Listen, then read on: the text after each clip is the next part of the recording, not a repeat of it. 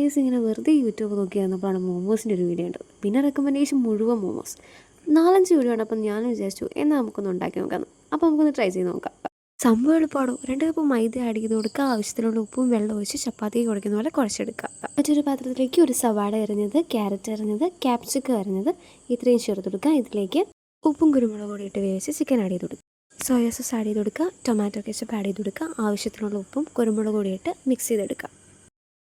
Rest വെച്ച മാവ് പരത്തി ഇതുപോലെ അടപ്പ് വെച്ചിട്ട് കട്ട് ചെയ്തെടുക്കാം.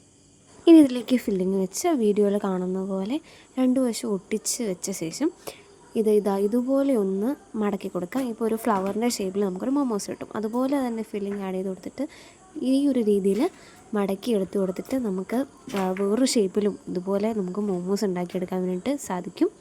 ഈ 2 ഷേപ്പിലാണ് ഞാനിപ്പോൾ ചെയ്തെടുക്കുന്നത്. ഇത്രയും മോമോസാണ് ഉണ്ടാക്കിയത്. ഇനി നമുക്കിത് ആവി വെച്ചിട്ട് വേവിച്ചെടുക്കാം.